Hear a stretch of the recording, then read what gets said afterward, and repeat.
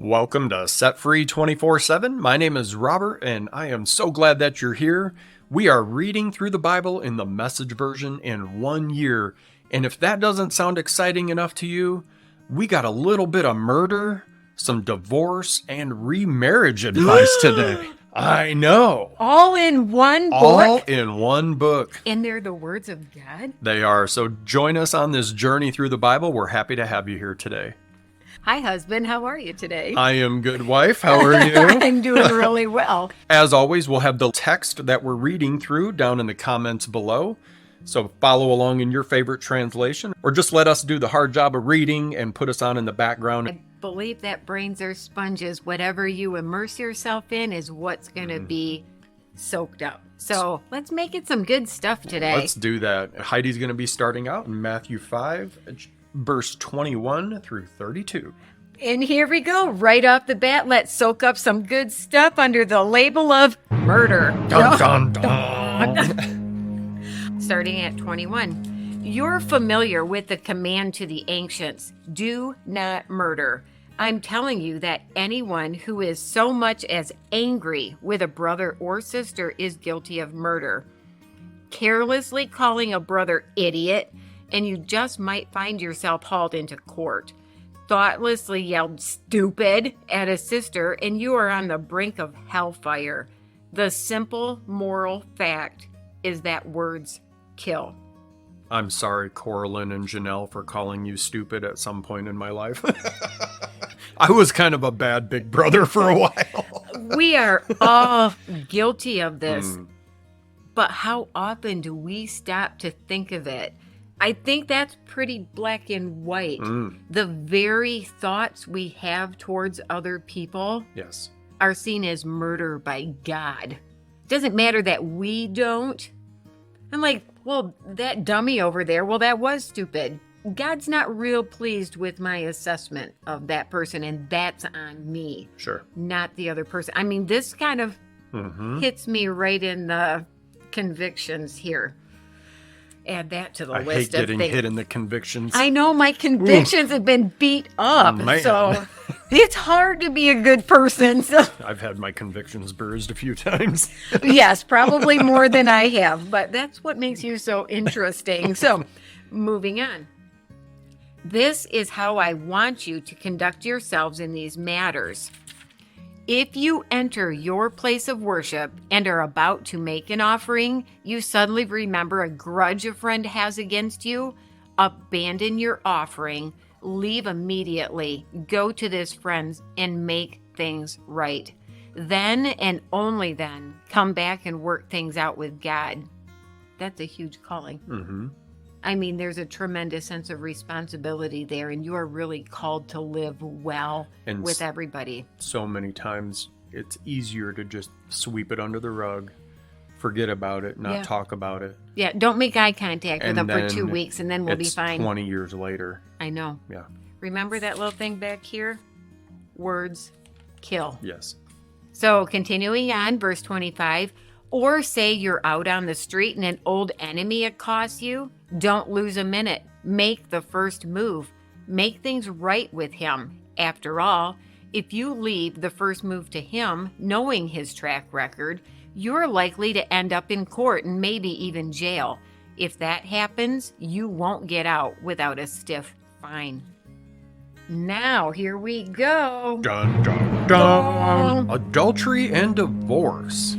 And I want to start this off with letting you know Robert and I are both divorced persons who are married to each other. Happily even. Very much. As I have come to describe my marriage to this amazing man, he is what God has joined together. The D word will never be used in this home. This is my forever. I know that as much as I know that I am reading God's word. Amen. Yeah. I love you. We're on the same page. Yes. All right. So let's talk some adultery and divorce. Let's do it. Getting sticky here. Oh, yes. Because there's some pretty strong feelings on this. We can maybe talk a little bit. We're not going to get into this too deeply.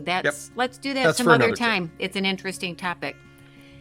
Verse 27. You know the next commandment pretty well, too.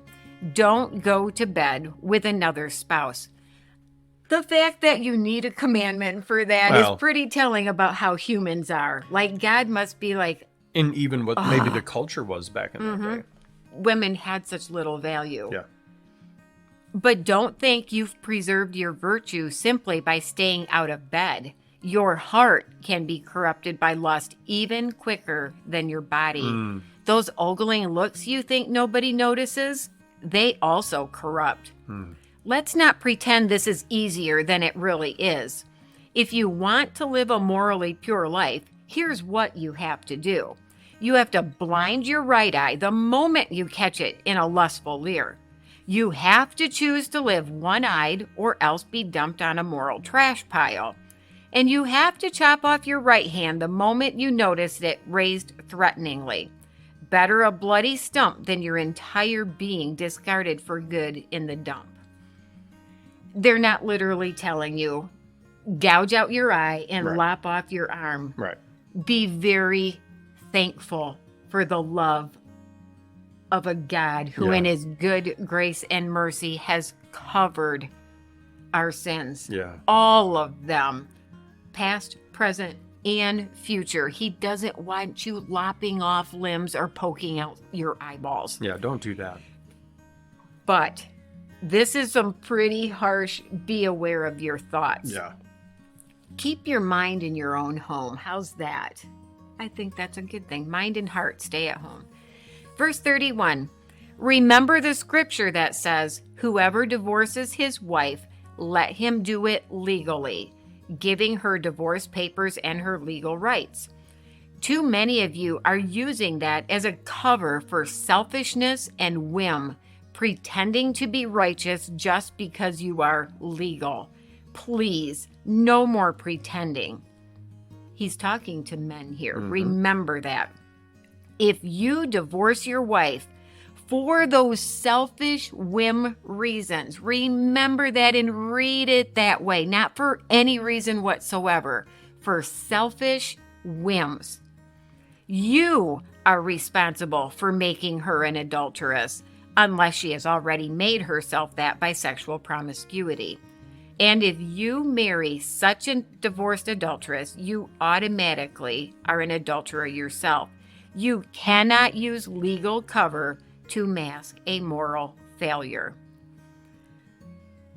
In the Message Bible that I'm reading, I do have a little pause here. Interesting. I'd like to see if I'm even remotely close. And it's in regards to verses 21 through 26. So it's about anger, the dangerous emotion. Oh, good. Anger is a legitimate emotion. It isn't a sin any more than laughter is. We need to think through the legitimacy of anger, for we're prone to think condemningly of it. Paul, for example, tells us to be angry, but to be careful and not let our anger get away from us and cause us to sin. Yes. Further evidence of its legitimacy is that it is ascribed to God. The wrath of God and the anger of God are common biblical phrases. All the same, anger is a dangerous emotion. It can easily consume us, and in consuming us, lead to our condemnation. I'm telling you, Jesus said, that anyone who is so much as angry with a brother or sister is guilty of murder. Most anger, in other words, ends up being sinful. It's sinful not because of the emotion itself is wrong, but because the thing that we want is wrong, or we're angry with the wrong person in the wrong way, or for too long of a time. Unlike divine wrath, which burns with a clean flame, human anger generates a toxic and suffocating smoke. Ooh, we've been talking a lot about that, actually. We probably didn't use those exact words. Yeah. But the conversations have been exactly that. So we're going to bounce forward now to Acts, and I'll be reading Acts 7, verse 42 through 60. So God wasn't at all pleased, but he let them do it their way. Worship every new god that came down the pike, and live with the consequences that were described by the prophet Amos. And I'm going to pause here real quick. Just a quick reminder, we're talking, this is Stephen, just to give this context. Stephen is standing up now in front of all these chief priests, and he is full of the Holy Spirit, and he is telling them what's up. Oh, he had stood there with his countenance looking like an angel, and that's a fierce look, not the little Cupid ready to shoot somebody with a love arrow. Oh, he's coming in with a love bomb, and that means there's destruction that comes with it. So he said, and to live with the consequences described by the prophet Amos. Did you bring me offerings of animals and grains, those 40 wilderness years, O Israel? Hardly. You were too busy building shrines to war gods, to sex goddesses, worshiping them with all your might. That's why I put you in exile in Babylon.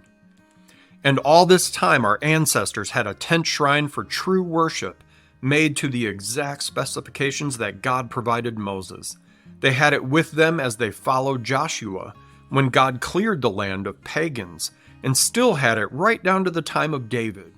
David asked God for a permanent place for worship, but Solomon built it. Yet that doesn't mean that the Most High God lives in a building made by carpenters and masons. The prophet Isaiah put it well when he wrote, "Heaven is my throne room. I rest my feet on earth. So what kind of house will you build me, says God? Where can I get away and relax? It's already built, and I built it."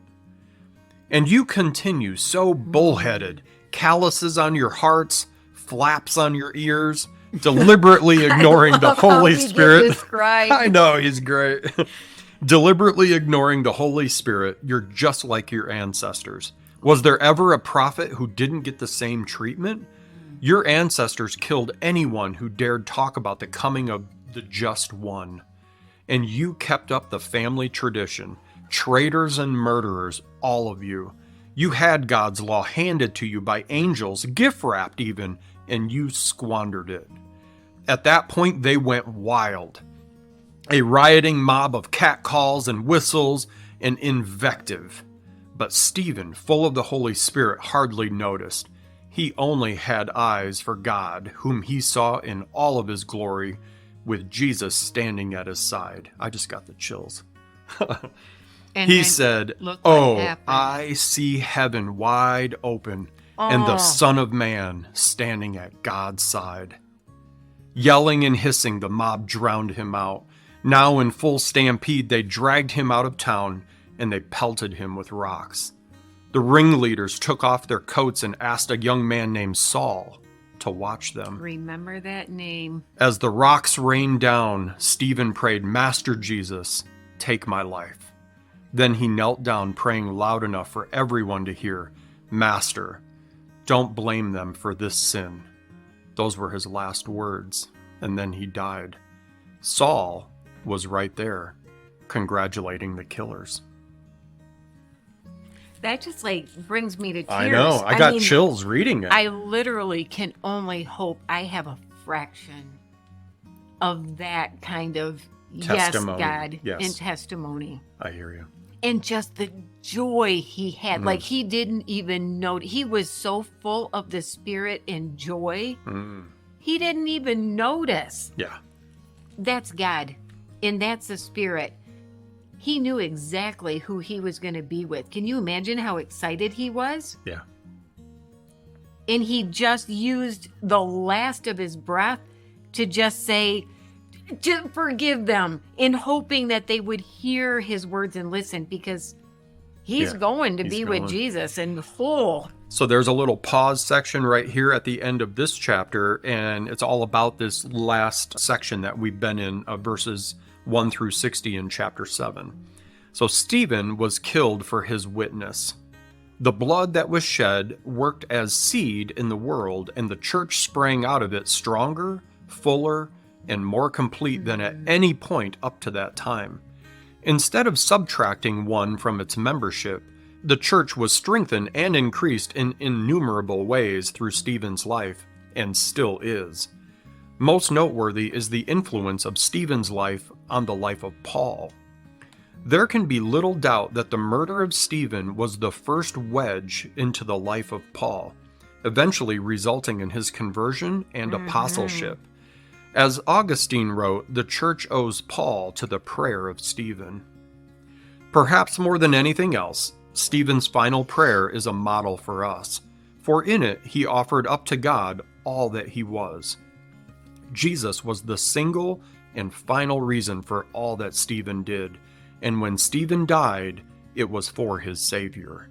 Stephen had no eyes for effects or results or the opinions of the crowd. He cared not for what people did or said. He was a simple servant who looked to his master and was confident of his reception in heaven.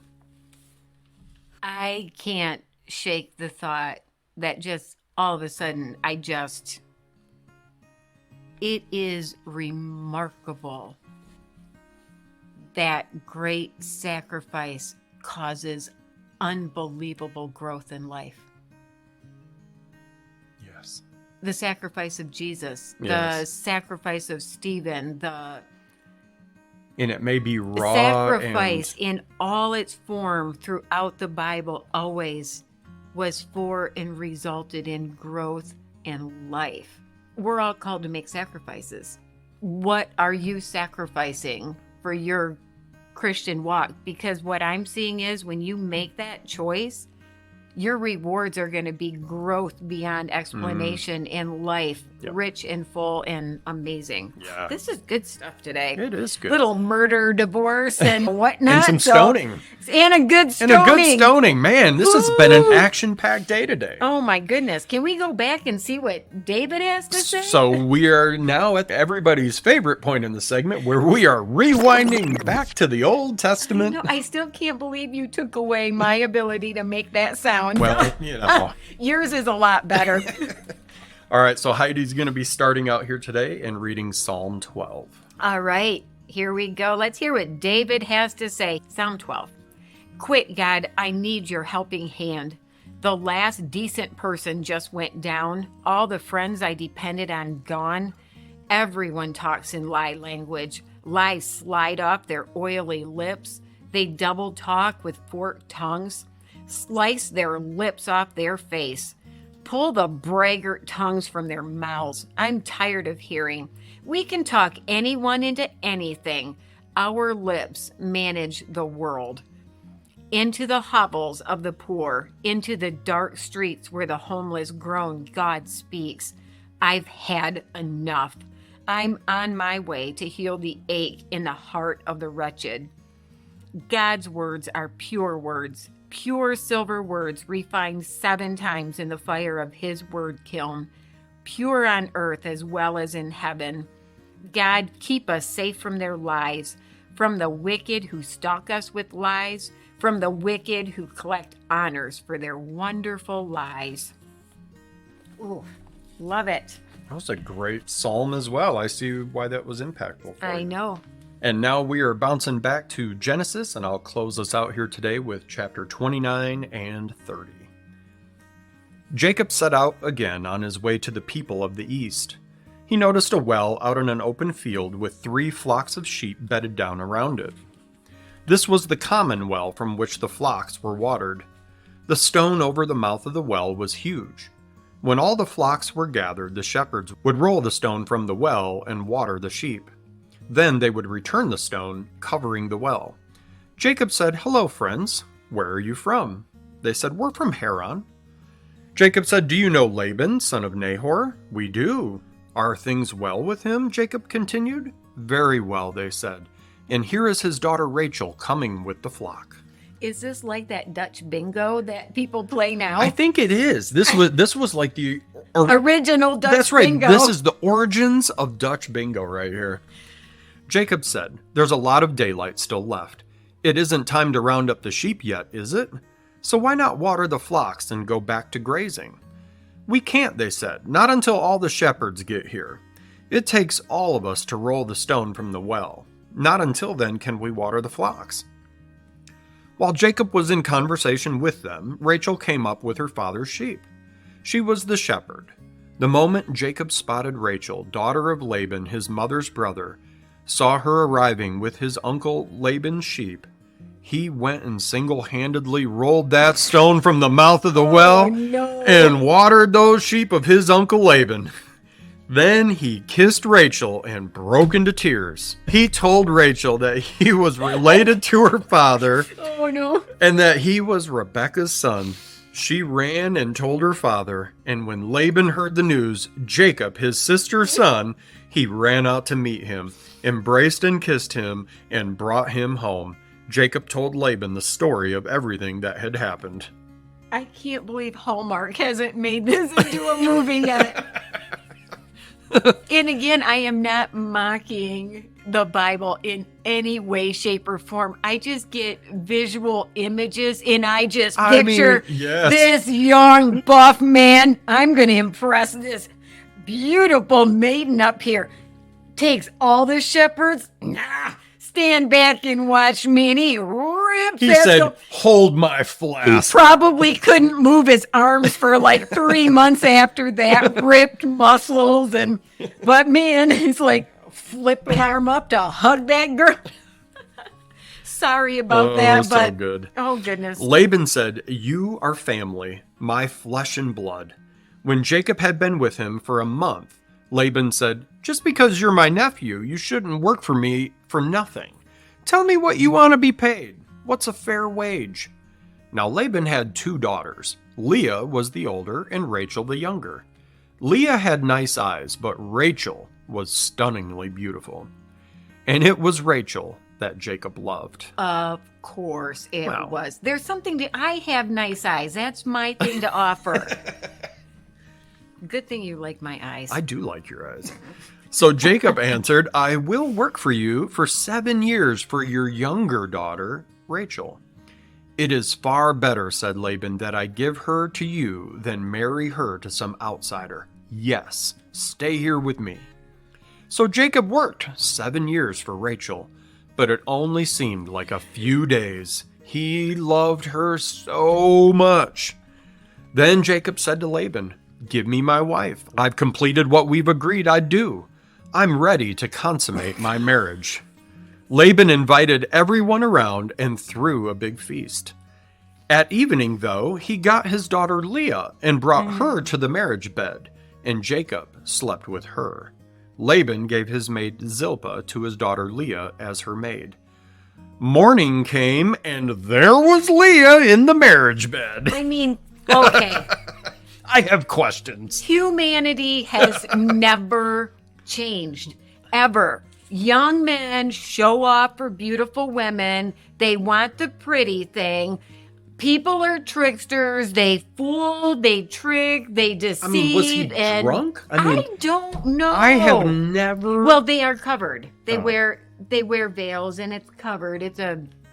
So I can see how that could happen. What do you think Leah felt like? Yeah. Knowing she wasn't wanted. He saw her as ugly. Her father knew this guy wants the better one, quote unquote. So I'm going to trick him because I got to do something with this older, ugly daughter I have that has nice eyes. If she doesn't get married quick, honey, nobody's going to want you, so we're going to pretend you're somebody else and fool him, and he's not going to like it, but I'll get him to stick around longer. So here we go. Morning came, and there was Leah in the marriage bed. Jacob confronted Laban. "What have you done to me? Didn't I work all this time for the hand of Rachel? Why did you cheat me?" "We don't do it that way in our country," said Laban. "We don't marry off the younger daughter before the older. Enjoy your week of honeymoon, and then we'll give you the other one also. But it will cost you another 7 years of work." That's just gross. Now listen, I'm just going to pause this real quick and say personally, like I did 5 years in prison. Okay? Yeah. And if I did 5 years in prison for something and then somebody said, "Okay, here, we're going to give you this instead, but in order to get this other thing, you got to do another 5 years," I would have walked out of there so quick. She must have been real She must pretty. have been real pretty. Anyway. Oh, this is just gross to me. Oh, I know. Jacob agreed. When he'd completed the honeymoon week, Laban gave him his daughter Rachel to be his wife. Laban gave his maid Bilhah to his daughter Rachel as her maid. Jacob then slept with her, and he loved Rachel more than Leah. He worked for Laban for another 7 years. back. When God realized that Leah was unloved, he opened her womb. But Rachel was barren. Leah became pregnant and had a son. She named him Reuben. Look, it's a boy, is what that meant. This is a sign, she said, that God has seen my misery, and a sign that now my husband will love me. She became pregnant again and had another son. God heard, she said, that I was unloved, and so he gave me this son also. She named this one Simeon, which means God heard. She became pregnant yet again. Another son. She said, now maybe my husband will connect with me. I've given him 3 sons. That's why she named him Levi, which means connect. She became pregnant a final time and had a 4th son. She said, this time I'll praise God, so she named him Judah, which means praise God. And then she stopped having children. Chapter 30. When Rachel realized that she wasn't having any children for Jacob, she became jealous of her sister. She told Jacob, give me sons or I will die. Jacob got angry with Rachel and said, am I God? Am I the one who refused you babies? Rachel said, here's my maid, Bilhah. Sleep with her. Let her substitute for me so that I can have a child through her and build a family. So she gave him her maid Bilhah for a wife, and Jacob slept with her. Bilhah became pregnant and gave Jacob a son.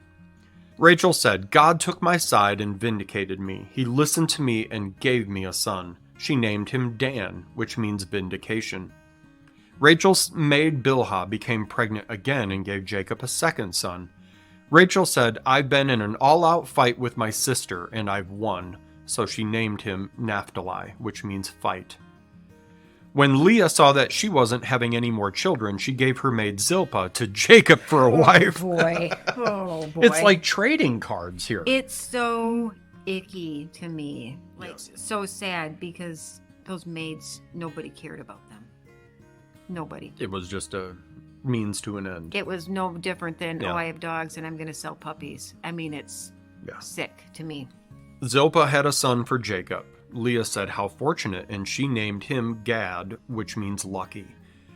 When Leah's maid Zilpah had a second son for Jacob, Leah said, a happy day. The women will congratulate me in my happiness. So she named him Asher, which means happy. One day during the wheat harvest, Reuben found some mandrakes in the field and brought them home to his mother Leah. Rachel asked Leah, could I please have some of your son's mandrakes? Leah said, wasn't it enough that you got my husband away from me, and now you also want my son's mandrakes? Rachel said, all right, I'll let him sleep with you tonight in exchange for your son's mandrakes. When Jacob came home that evening from the fields, Leah was there to meet him. Sleep with me tonight. I've bartered my son's mandrakes for a night with you.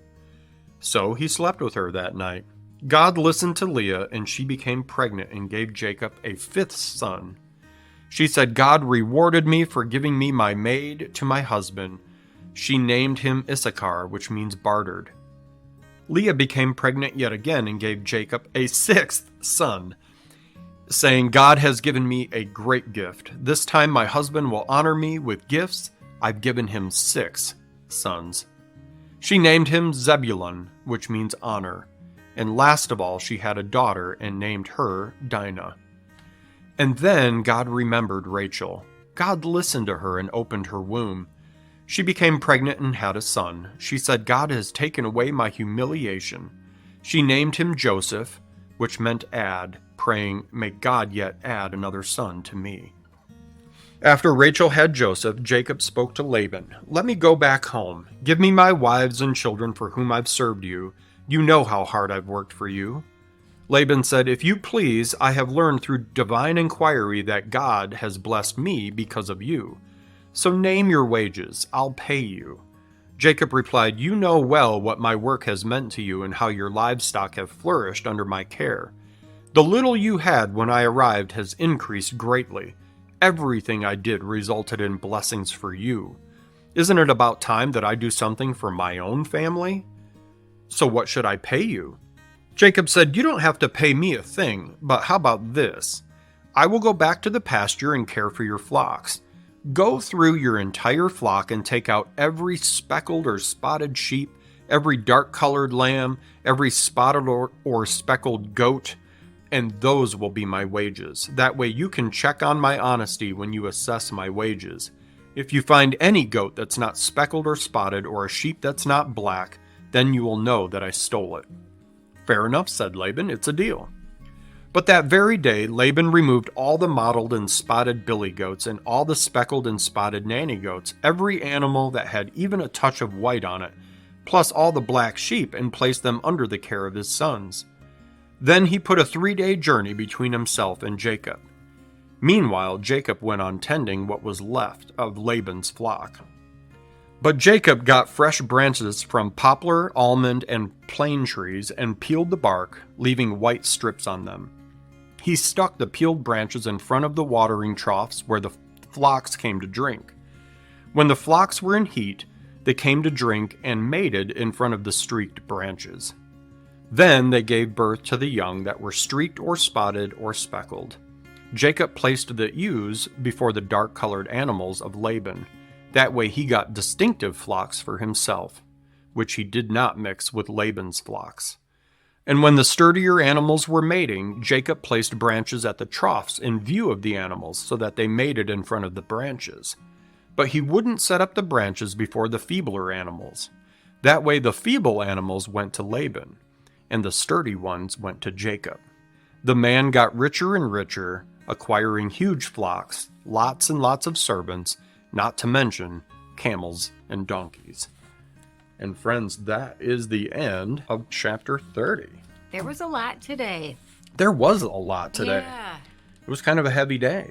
Kind of, yes. And I am just going to say once more, Sure. I'm glad to be a New Testament girl, because this maidservant thing and sister marrying and all this stuff, I'm not about it. When you really stop and read through it, and then you're hearing some of this, and then you stop and pause to really think about what was going on. Right. We have came a long way, and I love how our God, he's Me too. always about redemption. Right. And I have to continually remind myself, culture and context always matters. This was a completely different culture. These were cultural norms. When I say that, I do not mean that they are okay. It is never okay to give an unwilling person to somebody to be used simply so you can take their resulting child away from them. Yeah. Can you imagine what it felt like to To be a those maids. maidservant, Yeah. knowing you're going to be passed around like some pedigreed dog so your offspring can be taken from you? I can't fathom being in that position Yeah. and what that would feel like. Or to be a wife saying, take my maid, and or to know that you're with somebody who doesn't love you. I Heartbreaking. found it funny though that as much as Jacob hated being swindled and all that he was a trickster, Yeah, swindler. he was getting it in. everything. He's like, ooh, how is this going to benefit me, and how am I going to win? Right. So friends, that's the end of the journey through the Bible for today. That was number 12. Yeah. Lots of good stuff in there. Yeah, it's not boring. And we look forward to seeing you tomorrow for the next episode. And Yes. let me back up here. So friends, that's the end of the journey. That's the end of the journey through the Bible today. That is number 12. We look forward to seeing you here tomorrow. Absolutely. I cannot wait. We appreciate having you along on this journey, and we look forward to seeing you tomorrow. Thanks again, everybody. See you next time.